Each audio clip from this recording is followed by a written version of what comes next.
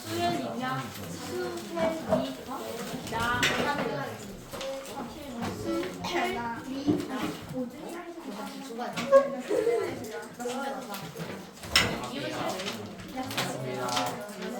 오늘 처음 받아서 이거 없어요 앞에 아 나가지고 있잖아 오늘 제일 처음 받았어요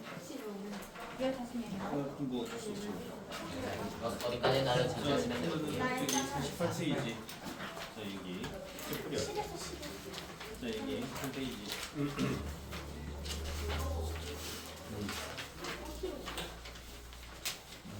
자 불러줄게. 채점해보자. 자 1번은 순서대로 면입, 2번은 XOO, 3번은 리을 기역 디귿 니은, 4번은 기역이 원자 핵, 니은은 양성자, 디귿 중성자, 리을 전자, 5번은 OOXOX.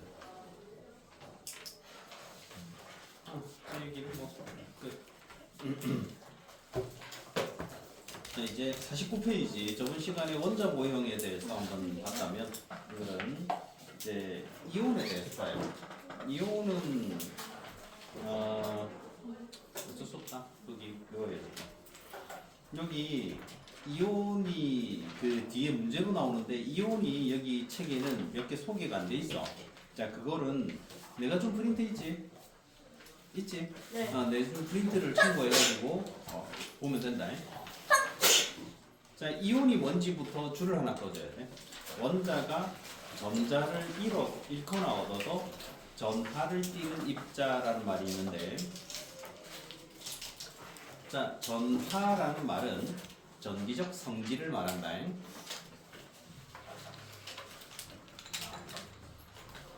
뭐 알아서 좀 적어놓고 해야 될 텐데 역시나 아무것도 안 돼.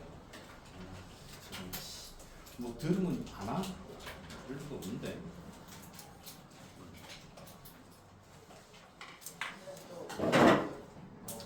자, 그 다음에 이온을 형성하는 데서는 양이온과 음이온, 자 거기 각각 줄 꽂을 게 있어. 양이온은 원자가 전자를 잃어서 플러스 전하를 띠는 입자. 그 다음에 음이온은 원자가 전자를 얻어서 마이너스 전하를 띠는 입자라고 되어 있는 거 있지. 자, 여기 자 양이온이 되는 이유에 대해서 전자를 잃었다라는 표현이 나온단 말이야. 자, 전자를 잃으면 자 거기 원자 핵에 있는 플러스 전하, 거기 중간에 있는 플러스라고만 적혀가 있잖아. 원자 핵에 있는 플러스 전하는 안 변한다. 여기냐? 이건 변하는 값이 아니다. 전자만 들락날락해. 그러다 보니까 전자가 부족해지면 상대적으로 플러스가 많아지는 효과가 나타나서 플러스 전하를 띠는 입자가 되고, 음이온은 전자를 잘 얻어와. 그래서 전자의 숫자가 늘어나니까 당연히 플러스보다 마이너스가 커지는 효과, 그래서 음이온이 된다라는 거야. 자 거기 이제 이온이 설명이 진짜 짧게 나오는데, 이온은 규칙이 좀 있어.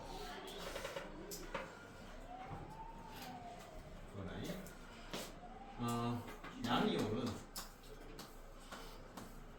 그냥 원소 이름에다가 원소 이름이 이렇게 나올 거잖아. 그러면 그 뒤에 이온이라는 말만 붙이면 돼. 다른 거 봐. 그냥 양이온은 일부는 좀 명칭이 바뀌기도 하는데 뭐 그거는 전체적으로 나오는 게 뭐 한 개 뭐 이 정도 나오는 게 다라서 그냥 양이온은 원소 이름에다가 이온만 붙이면 된다 라는 거. 근데 음이온이 문제야. 음이온은 이제 원자가 한 개일 때, 원자 한 개가 음이온이 될 때는 원소 이름이 있겠지. 원소 이름이 딱 있으면은 여기에 뒤에 혹시 소자가 나오면 소자는 어떻게 하느냐? 생략하고 뒤에다가 화이온을 붙여야 돼. 자, 이렇게 나랑 똑같이 적어놓지 마라. 여기냐, 너는 나랑 똑같이 적어놓으면 뭔 말인지 모른다. 그래서 다시 얘기하지만 음이온은 원자 한 개가 음이온이 될 때 원소 이름 뒤에 소자가 나오면 소자를 생략하고 화이온을 붙여. 자 그러면 예를 들어서 산소가 있다. 산소는 음이온이 된단 말이야. 자 그런데 얘는 전자를 두 개를 잘 얻어와. 그래서 이렇게 표현이 돼. 어디다 표현한다? 원소 기호 오른쪽 위에다가 표현을 하거든. 그래서 이 마이너스 돼 있는 거는 전자 두 개를 얻어와서 마이너스 전하를 떼는 입자다라는 뜻이다. 자 그런데 얘는 뒤에 소자로 끝나기 때문에 뭐라고 해야 되냐면은 산화이온이라고 불러야 돼. 자 그러면 얘만 그러냐? Cl 염소도 그래. 얘는 마이너스 이렇게 붙여. 원래는 얘가 Cl 돼 있으면 여기는 1 마이너스라고 쓰는데 1자는 뭐 하느냐? 이번에도 생략. 화학에서는 1자를 생략을 해. 자 그래서 그냥 이렇게만 적는데 얘도 어떻게 해야 된다? Cl이 염소기 때문에 뒤에 소자를 생략하고 뭐라고 한다? 염화이온이라고 하면 돼.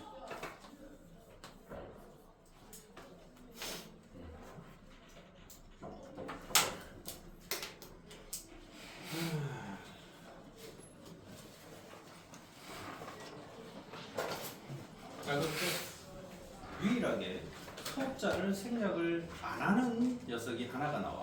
뭐냐면 주로 자 이제 수소가 있어. 수소는 주로 뭐가 되느냐면 양이온이. 그래서 그냥 수소 이온 하면 되는데 수소가 가끔 음이온이 될 때가 있어. 그런데 문제는 수소니까 소자를 생략하고 수화이온이라고 불러야 되는데 얘는 안 그래. 수소화이온이라고 불러. 자 그럼 왜 그러냐면은 얘가 수화라는 말이 이미 시끄럽네. 화학에서 쓰여. 수화라는 말을 쓰고 있기 때문에 중복해서 쓰이는 걸 막기 위해서 수소만 수소화이온이라고 소를 생략 안 하고 붙인다. 자 그래서 음이온은 이렇게 자 지금 규칙들이 좀 있어. 자 거기다가 음이온이 뭐가 문제냐? 양이온들은 주로 원자 한 개가 그냥 양이온이 되는 경우가 많은데 음이온은 원자가 여러 개인 경우도 있어. 자 음이온 거기 그 프린트 보면 나온다. 프린트 보면 많아. 이걸 탄산이온이라고 불러. 뭐 많다 이게. 질산이온, 황산이온, 뭐 많아. 근데 여기 있는 이 숫자는 그대로 외워야 돼. 여기 있는 숫자는 바뀌는 숫자가 아니야. 그래서 골치 아플 거야. 나중에 이온 외우려고 하면은 처음에 이거 테스트 한다 그러면 이온 조금 길다 싶은 것들을 못 적는 애들이 있거든. 뭐 처음에는 뭐 한두 개 못 적을 수도 있어. 근데 두 번, 세 번 반복해서 테스트를 하는데도 불구하고 결국 못 적는 애들이 있더라. 걔는 그냥 깔끔하게 나가주면 돼. 어차피 안 된다. 누구한테 손짓을 하고 있는지 모르겠지만 그게 네가 될 수도 있어.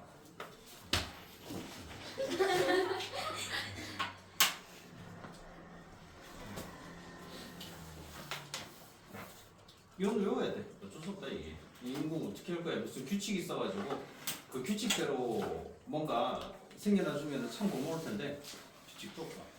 그냥 쟤네들은 저렇게 붙어가지고 그냥 하나의 덩어리로 살아. 산다고 하기는 좀 그런데 존재를 해.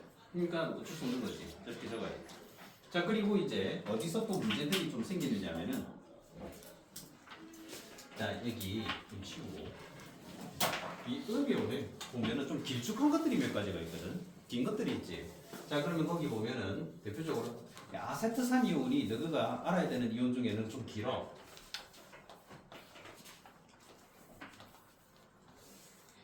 자 이렇게 적어야 된단 말이야. 자 이렇게 적어야 되는데 자 문제가 뭐냐?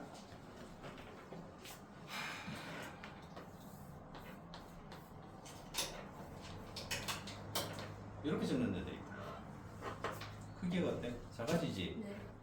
다 틀린 거야. 많다. 크기가 점점 작아지거나 이러면 그냥 다 틀린 거야. 어떤 애들이 이렇게 적기도 해.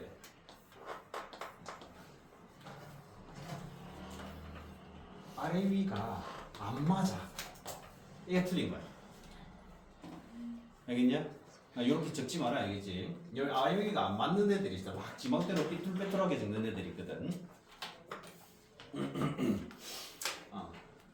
그래서 저거는 다 그냥 탄소, 수소, 탄소, 산소, 산소 다 원소들이기 때문에 크기가 딱 봐도 있잖아. 어느 정도는 일정해야지. 그렇지 않고 크기가 작아지거나 크기가 커지거나 이러면 그냥 틀린 거야. 숫자도 환장하는 게 그냥 여기다 이렇게 적어보니까 3 이렇게 적는 애들이 있어. 그냥 틀린 거야. 이것도 다 규칙이다, 알겠지? 규칙으로 원소 기호가 있으면 뒤에 붙는 저 숫자들은 오른쪽 아래에 작게 적게끔 돼 있고 이온도 마찬가지야. 오른쪽 위에다가 작게 적게끔 돼 있지. 그게 크게 이렇게 적는 거 아니야. 그래서 이런 것들 적을 때 이렇게 크기만 문제가 되는 게 아니라 예를 들어서 나트륨 이온을 적는다 이러면은 여기까지는 적었는데 이렇게 적는 데가 있다고. 그럼 틀린 거야. 크게 안 적는다, 알겠지? 좀 보일 수 있게 좀 작게 적는 거지. 이렇게 크게 안 적어. 어떤 애들도 있냐면은 이렇게 적어놓고 여기다가 이렇게 적는 게 있어. 틀린 거야. 이 잘못 적는 경우들이 워낙 많아가지고 진짜 답답할 노릇인 거지. 그리고 나중에 테스트 할 때는 내가 한 번 더 얘기를 아마 하겠지만은 생각이 안 나. 이제 생각이 안 나. 그러면 희한하게 똑같은 걸 칸에다 채워넣는데 하지 마라, 알겠지? 그딴 짓은 하지 마라. 똑같은 걸 계속 채워넣는데 그래서 뭐 하려고 그딴 짓을 하는지 모르겠네.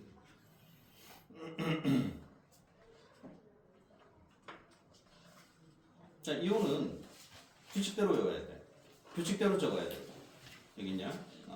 내가 이때까지 이렇게는 적은 적이 없는데 웃기지 말겠지. 규칙대로 적으라면 적어요. 원소기호 적는 것도 똑같다. 원소기호도 내가 어떻게 적는지 얘기해줬었지. 어떻게 적는지 그거 똑같다 알겠지. 대소문자 구분 잘해야 되고 숫자 이거 하나도 틀리면 안 돼. 그대로 적어야 돼. 자, 그 다음에 어떤 애들 가끔씩 있냐면은 뭐 이런 거 있잖아. 칼슘 이온이 있어. 그러면은 2 플러스라고 적어야 되는데 칼슘 이온을 플러스 2 이렇게 거꾸로 적는 애가 있어. 이거 틀린 거야. 이제 이것도 틀린 거다. 여기 거꾸로 적으면 안 된다.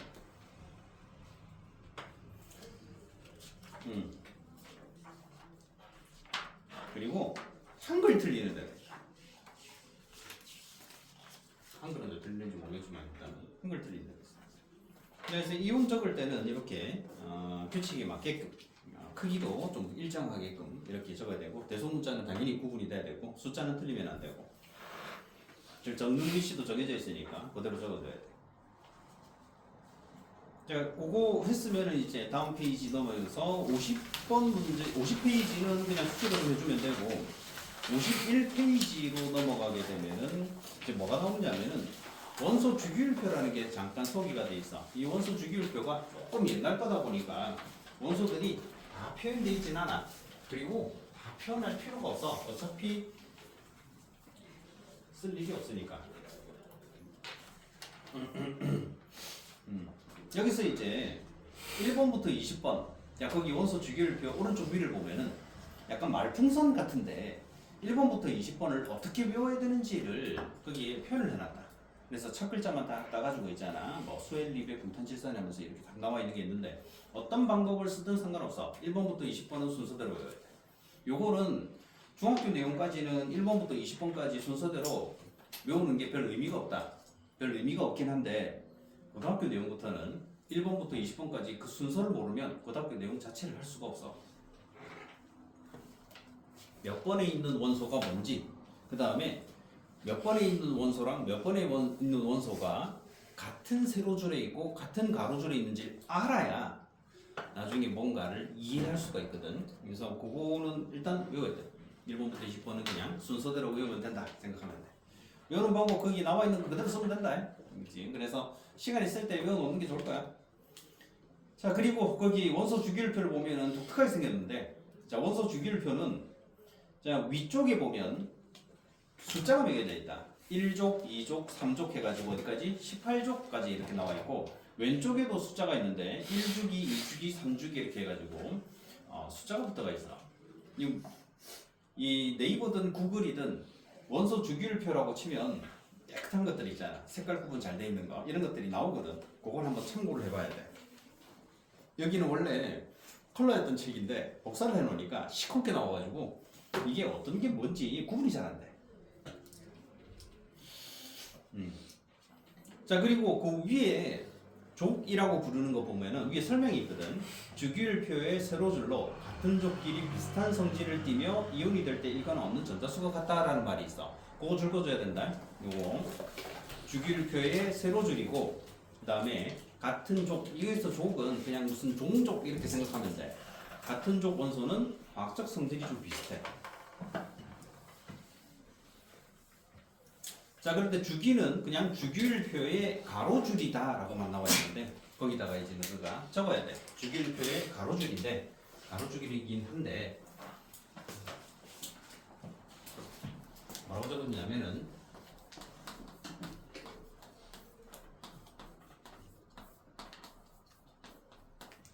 전자 궤도수 또는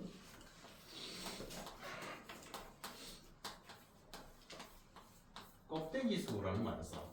전자 궤도수, 전자 껍데기수. 그냥 좀 줄여서 그냥 껍질수라고 껍질이라고 부르기도 해요. 이게 이 원자들은 원자 핵이 있으면 전자가 도는 궤도가 있다라고 얘기를 하거든. 근데 그게 꼭 양파처럼 있잖아. 궤도가 여러 개가 있는 거야. 그래서 그 궤도가 몇 개 있는지를 왼쪽에다가 표현을 했는데 한 개 있으면 1주기, 7개 있으면 7주기 이렇게 표현한 거야.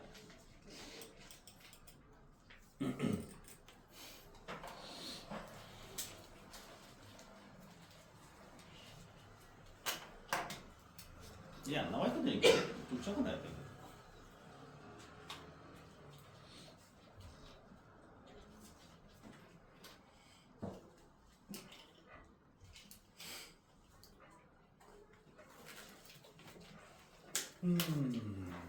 자, 적어놨다면 거기 원소들이 원래는 우리 원소 주기율표 상에는 몇 개까지가 소개가 돼 있냐면 118번까지가 소개가 돼 있는데 여기는 112번이 끝이야.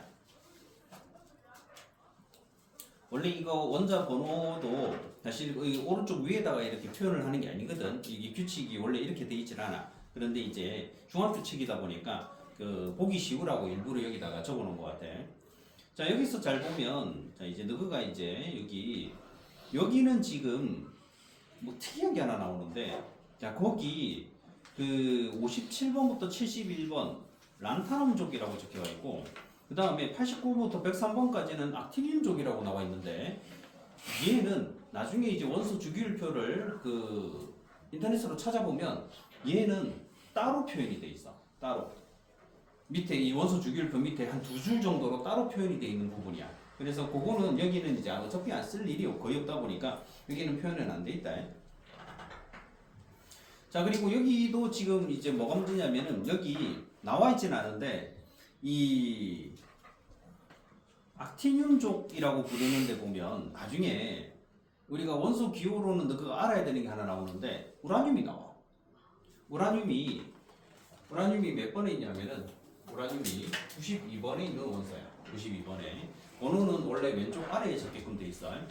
92번에 있는 원소인데 자연계에 존재하는 원소는 92번인 우라늄이 끝이다. 그러면은 93번부터는 뭐 한 거냐? 인간이 만든 거야. 그래서 93번부터 118번까지는 인간이 만든 거고 지금 그거 이외에도 있잖아. 더 만들고 있어. 그런데 문제는 뭐냐면 이 원자 번호가 큰 걸 만들다 보니까 매우 불안정해서 얘가 존재하는 시간이 너무 짧아. 그래서 지금 어느 정도까지 이제 존재하는 시간이 어느 정도 된다 싶은 것들만 표현을 한 게 118번까지야. 나머지는 만들고 나면 진짜 순식간에 다시 사라져가. 그래서 몇 개가 더 만들어져 있긴 한데 문제는 주기율표 상에는 실려 있지 않아. 그래서 93번부터는 뭔다? 인간이 만든 원소다. 인간이 만든 원소들은 대체로 어떠냐면은 이게 좀 과학자들 중에 업적을 좀 많이 남긴 사람들이 있지. 이런 사람들의 이름을 좀 따가지고 좀 붙여놨어. 자, 그리고 요거 나와 있다. 82번. 82번에 뭐 있는지 찾아봐. 나파 친구. 납 나와 있지, 그지? PB 납 해가지고 나와 있단 말이야. 자, 이 납이 82번에 있는데, 자, 이 81번, 그러니까 82번까지 납까지는 자연계에 존재하는 비율이 높은, 그러니까는 우리 이거 앞에서 그거 했는데 혹시 기억나는 데가 있으려나? 동위원소. 동위원소가 뭐였더라? 그건 같은데 동위원소랑 그게 뭔데? 그 종류는 같은데 그 질량이 그런 게 다른 거. 같은 종류의 원소인데 질량이 다른 걸 동위원소라고 불러. 자, 수소부터 원소들은 하나도 빠짐없이 동위원소라는 걸 가져.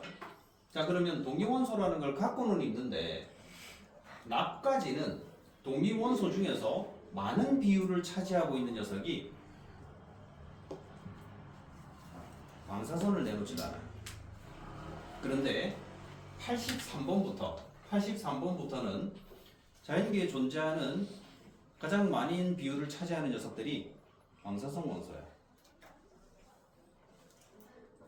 그래서 거기 나와 있는 것처럼 비스무트라든지 폴로늄이라든지 아스타틴, 라돈 이런 것들은 자연계에 존재하고 있는 대부분의, 그러니까는 뭐 이런 거야.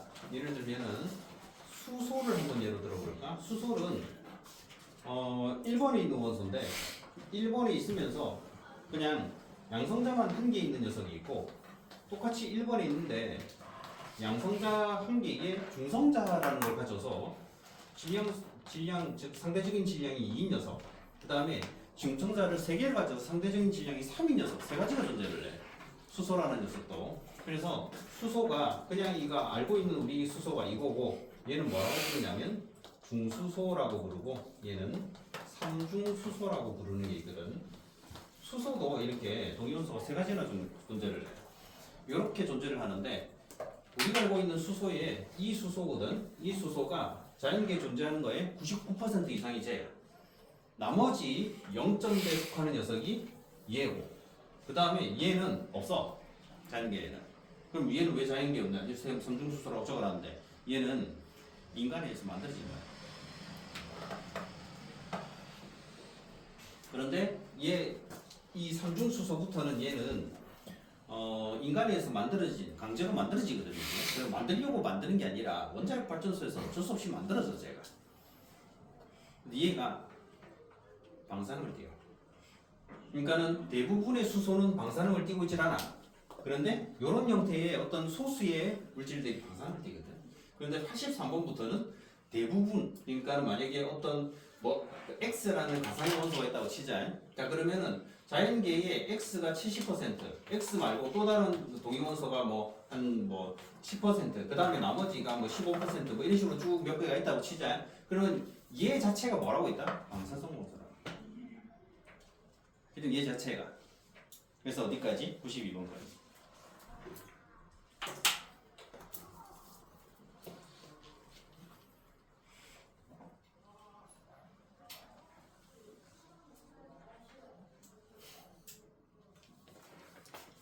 원소들이.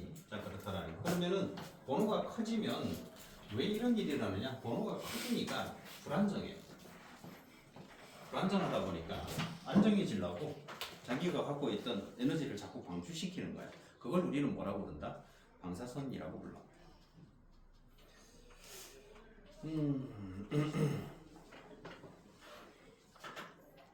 자, 그리고 거기 이제 우리가 추가로 좀 볼 거는, 여기 보면 이 제대로 나오고 있나? 제대로 안 나오는 거야. 어차피 볼지 안 볼지 모르는데. 자, 거기 보면 1족 원소 있지. 1족 원소. 자, 1족 원소를 수소부터 해가지고 쭉 나오긴 하는데, 수소는 1족 원소에서 뺀다. 수소는 제외한다.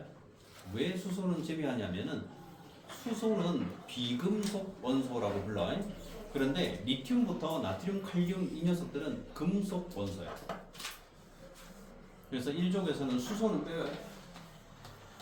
아이고. 수소는 제외하고 나머지를 뭐라고 부르냐면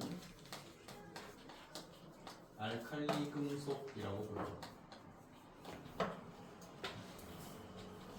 1조 원소 리튬부터 프랑슘까지 전부 다 알칼리 금속이라고 부르는데 알칼리 금속이라고 부르는 이유는 물과 반응을 잘해. 물과 반응해서 물이 염기성으로 변해주기 때문에 알칼리 금속이라고 불러요.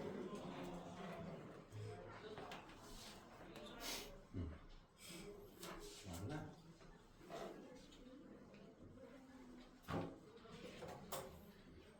자, 그래서 리튬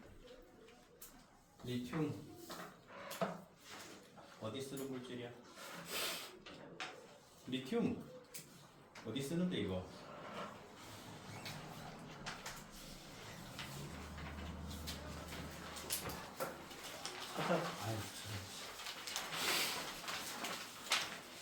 이건 상식인데. 배터리 안 될 때. 뭐? 배터리요. 그래. 휴대폰 배터리에 쓰이는 게 리튬이잖아. 이건 상식인데. 몰라? 맨날 들고 다니면서도 모르는 거야? 너가 맨날 거의 뭐 24시간 손에서 놓지 않고 있는 게 휴대폰이잖아. 학교에 있을 때는 뭐 강제로 건넌다 하더라도 거기 쓰이는 배터리에 리튬 쓰잖아. 이건 진짜 상식 중에 상식인데 이걸 몰랐다고? 아이고 저런. 자, 리튬이 배터리에 쓰이기 때문에 그러면은 배터리에 있는 리튬은 당연히 뭐랑 접촉하면 안 된다. 뭐랑 접촉하면 안 돼? 물과 접촉하면 안 돼. 그래서 리튬이 들어가 있는 배터리들은 전부 다 뭘 돼 있냐? 밀봉돼 있는 거야. 내부로 물이나 또는 산소가 들어가지 못하게끔 아예 밀봉시켜 놨어. 근데 이 밀봉 과정에서 실수가 일어나면 이 리튬 배터리가 어떻게 할까? 터져요. 불이 나는 거야. 자, 그러면 리튬만 그러냐? 리튬 말고 그 밑에 있는 금속들 있지? 나트륨, 칼륨, 루비디움, 세슘 하는 거 있지? 얘는 리튬보다 더하다. 그래서 이 나트륨 같은 경우에는 가끔씩 실험을 하기도 해. 어떻게 학교에서는 안 할 거야.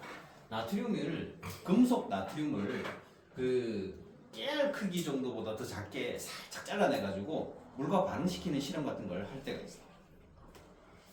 그러면 얘가 막 연기도 나고 불꽃도 나면 탄다지.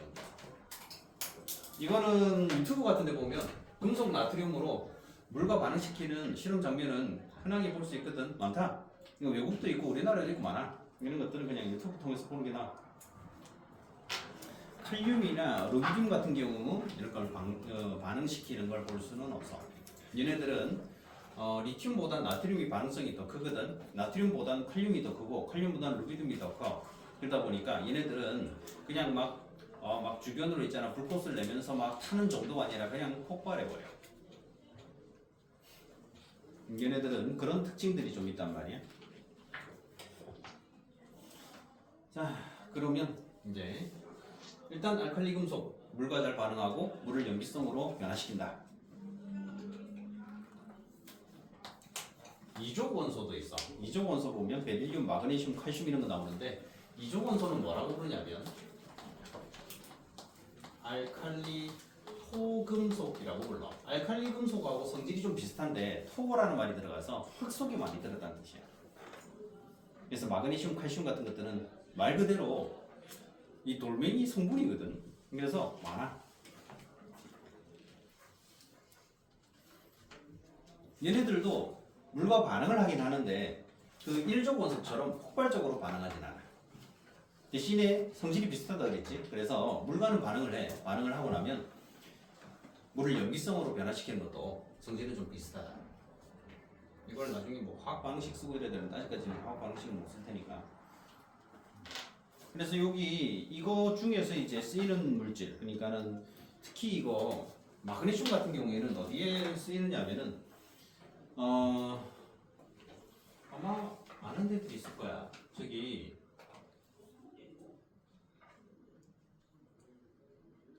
길 가다 보면 가끔씩 누가 잃어버리기도 하는 것 중에 그 담배 피우는 사람들이 쓰는 일회용 라이터 있거든. 혹시 알고 있어? 일회용 라이터. 몰라? 알면서 모른 척 하겠지. 일회용 라이터. 몰라? 일회용 라이터 몰라? 그럼 니 알겠지 당연히.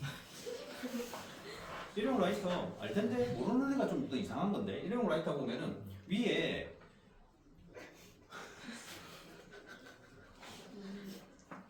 혹시 약 먹는 거 있으면 약 먹는다고 얘기해줘. 내가 괜히 오해할 수도 있으니까. 그 위에 보면 금속으로 이렇게 돼 있는데 금속으로 돼 있는 요 부분에 이 손으로 이렇게 돌리게끔 돼 있는 거니까 손으로 이렇게 칙 돌리는 거.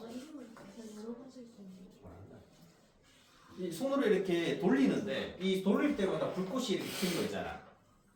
여기에 일회용 라이터다. 이거 한 번 쓰고 버리는 거야? 한 번 쓰고 버리는 거긴 한데 문제는 한 번 쓰고 버리는 게 아니라 요 안에 가스가 들었거든. 액체 형태로 들어있어. 이게 다 소모가 되면 더 이상 사용을 할 수가 없어서 그냥 일회용 라이터라고 불러. 뭐라는 거지? 아니 주차장에서 봤더라고. 이거 흔하게 볼 수 있다 이거.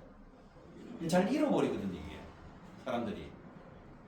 그래서 일회용 라이터 이게 돌리는 거 있어 이거. 그 위에다가 손으로 이렇게 탁탁 돌리면 불꽃 튀는 거.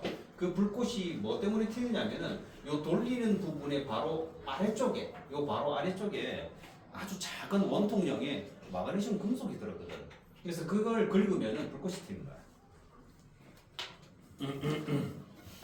그래서 그런데 마그네슘이 쓰이고 그거 말고 마그네슘 쓰는 데가 보자 또 어디 있더라.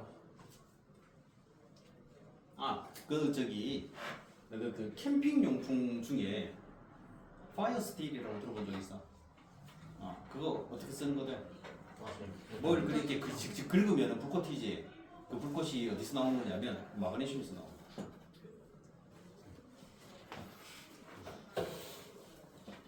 어디서 보기만 해야 알겠지. 그것을 생각하지 말고 그거 불 잘 붙을 것 같지. 그렇게 안 붙는다. 그런 거는 쓰지 마. 그냥 장난감.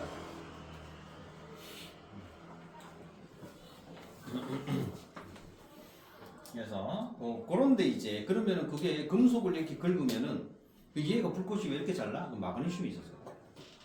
마그네슘으로 이제 불꽃을 만들어내는 녀석이다 보니까 얘도 사용할 때 수명이 있어.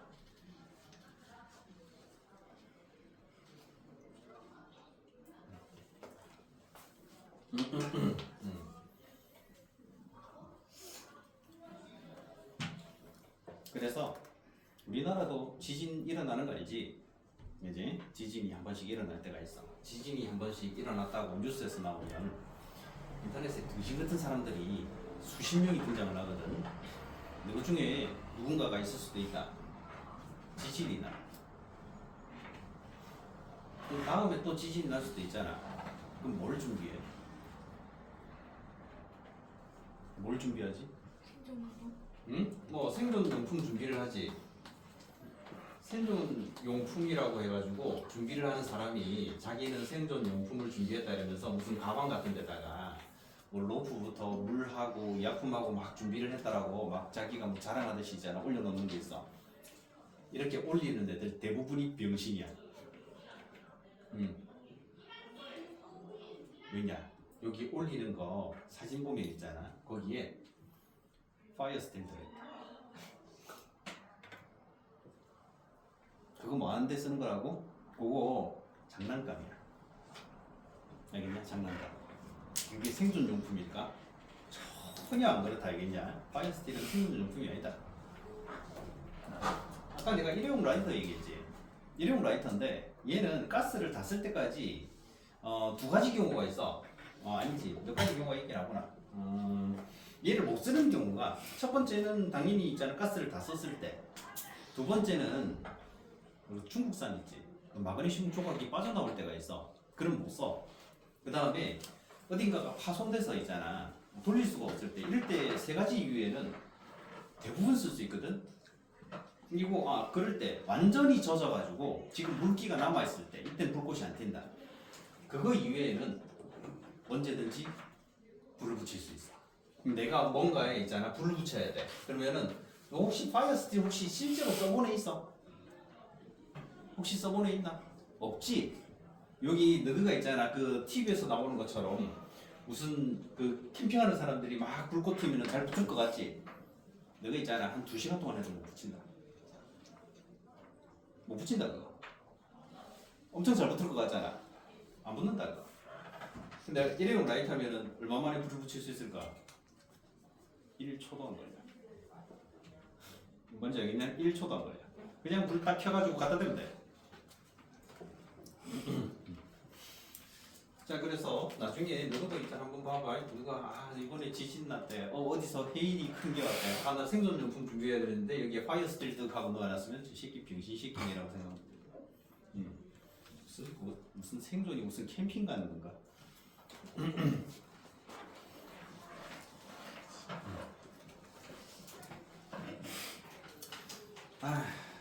세상에 불쌍한 사람이 참 많은데 여기도 많아. 진짜 언제쯤 그 불쌍한 사람들이 숫자가 줄어드는 참 모르겠네. 자, 하여튼 그렇다라는 거. 그 다음에 3족부터 12족까지는 신경 안 써도 된다. 3족부터 12족까지의 원소들은 지금 당장 쓸 일이 없어. 그냥 기호 나오면 이름 알고 이름 나오면 기호 알고 이 정도만 알고 있으면 돼. 그 다음에 13, 14, 15족 원소들이 있는데 이 13, 14, 15, 16까지도 사실은 얘네들도 이런 것처럼 무슨 명칭이 있는데 안 써. 안 써서 굳이 할 필요는 없다. 그 다음 바로 넘어가는 건 17족 원소로 바로 넘어가야 돼. 17족 원소는 뭐라고 부르냐면은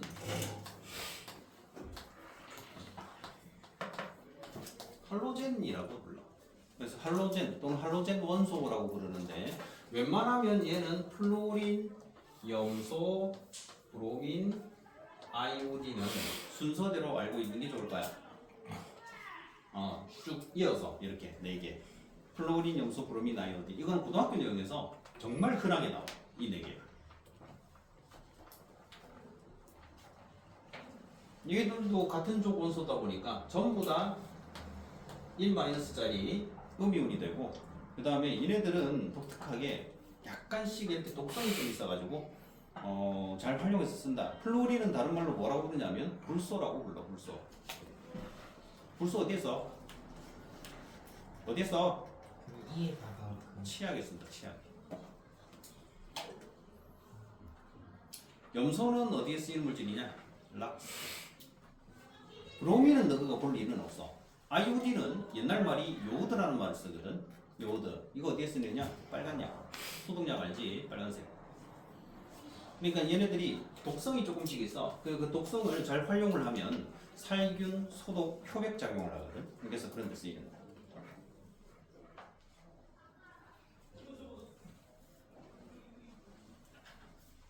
자, 그 다음 마지막에 18족 원소들 있지. 헬륨, 네온, 아르곤 이런 것들이 나오는데 얘네들은 뭐라고 부르냐면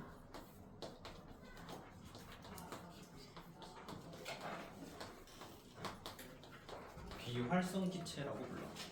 비활성이라는 말은 화학에서 활성이라는 말은 반응을 한다는 뜻이야.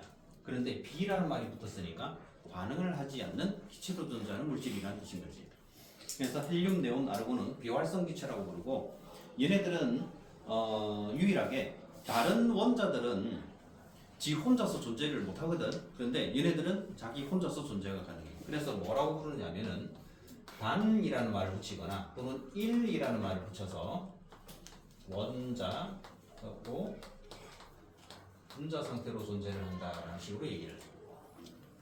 분자는 아마 뒤에 이제 우리가 뒤에 나오긴 할 텐데 분자는 원자 2개 이상이 결합을 해서 하나의 독립적인 입자를 만들어야 되거든. 근데 얘네들은 원자 1개로도 독립적으로 존재를 할 수 있어서 단원자 분자 또는 1원자 분자라는 표현을 써. 그럼 왜 혼자서 존재하냐? 비활성, 즉 다른 원자는 반응을 안 해. 자, 그 다음에 이제 그 밑에 무슨 식처럼 나오는 것들이 몇 가지가 있는데 이 식처럼 나오는 거를 쓰는 거 친구보다 간단하다. 자 거기 보면 예를 들어서 나트륨이 있어. 나트륨은 양이온이 되거든. 양이온은 어떻게 된다? 전자를 얻어서 양이온이 돼. 그래서 여기서 이게 플러스 기호는 더한다라는 의미가 아니라 결합한다라는 의미야. 그러면은 이게 이제 이렇게 변한다라는 건 어떻게? 화살표로 표현을 하거든. 화살표로 해가지고 얘가 나트륨은 더하는 게 더해지는 게 아니지. 나트륨 원자가 어떻게 한다?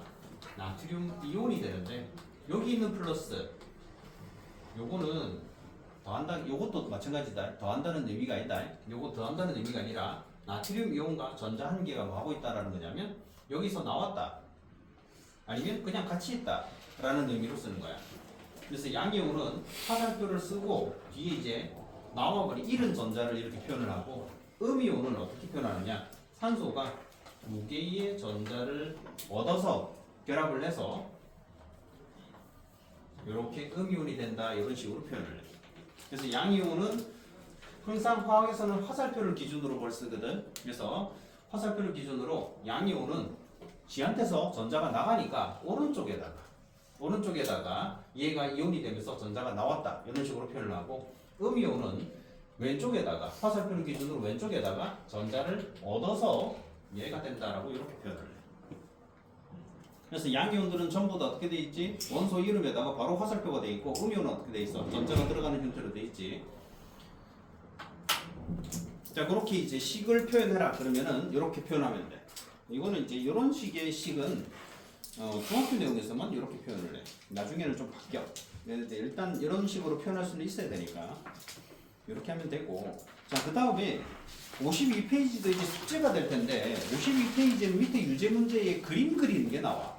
그래서 원자하고 이온에 전자를 너가 그려줘야 돼. 식은 좀 전에 했던 거 있지? 요 식을 쓰라는 거거든. 그 밑에다가 4개 쓰면 된다. 그렇게 해가지고 어디까지 쭉 해주냐면은 56페이지까지 해가지고 해주면 돼. 시간 보면 다 됐어. 여기까지 하면 되지.